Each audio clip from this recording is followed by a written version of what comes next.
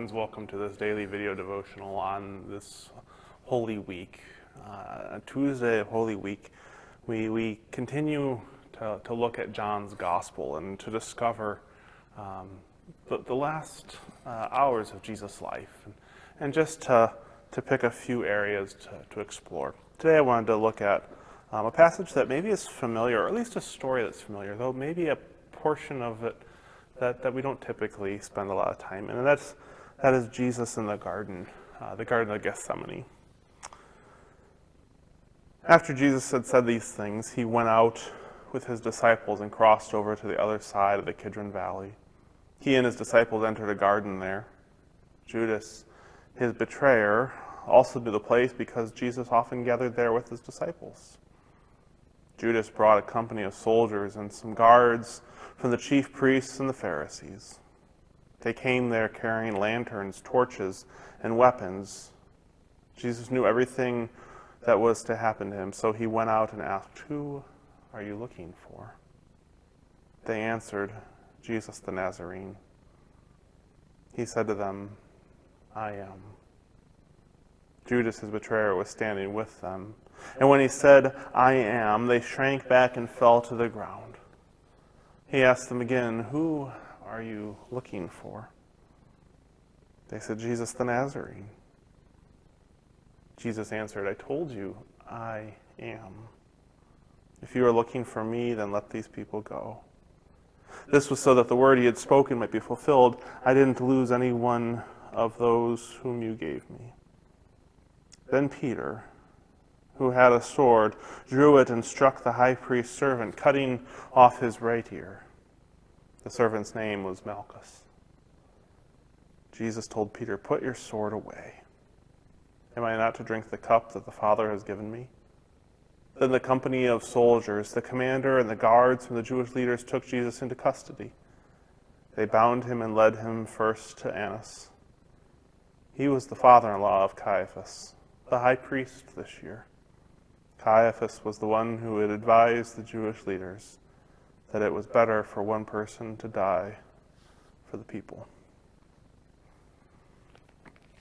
John provides us with maybe a bit of a different view of what happens in the garden. He draws upon this "I am" statement of Jesus that we see elsewhere, right? Think about where Jesus is walking on the water toward the disciples. He offers an iteration of this. It is I am. And remember, it draws back even to the Old Testament, where we find in the book of Exodus when Moses is greeted by the messenger in the burning bush, and he says, "What name should I tell the Israelites has sent me?" And God from the burning bush says, "I am who I am." Jesus was claiming that identity again. I am. And those who were there to arrest him, the chief priest soldiers that were there to arrest him, they knew. They knew what he was saying. They reacted because they knew exactly what he was saying. Peter reacted much as we might expect to. Now, if your expectation is that a disciple wouldn't react violently, remember, the disciples were people of this world too. They had followed in Jesus' footsteps. Maybe they had more at stake than it seemed like anyone else did. Some part of Peter responded in a way that he had never been taught by Jesus.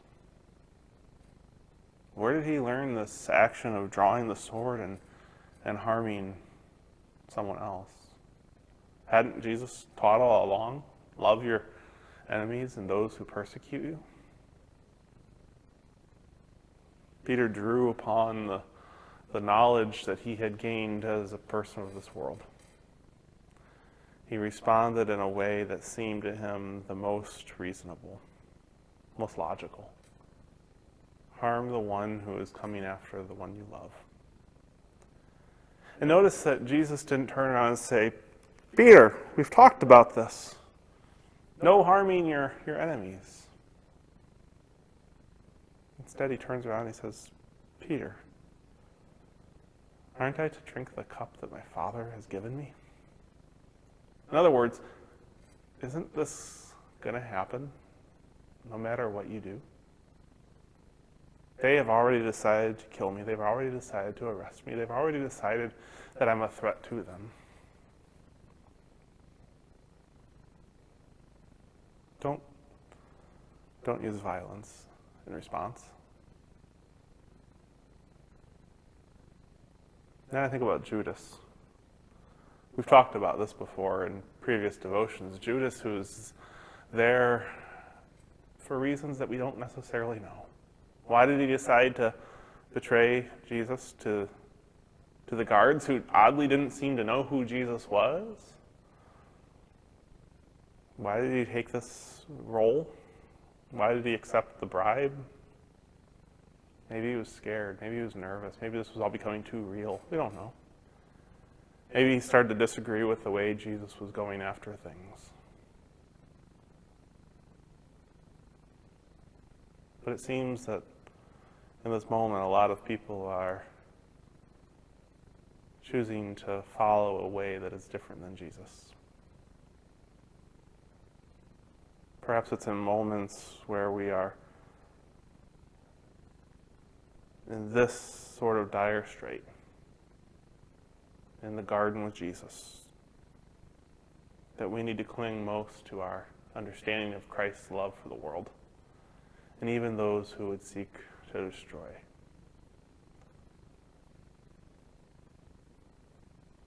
Let's put away our swords.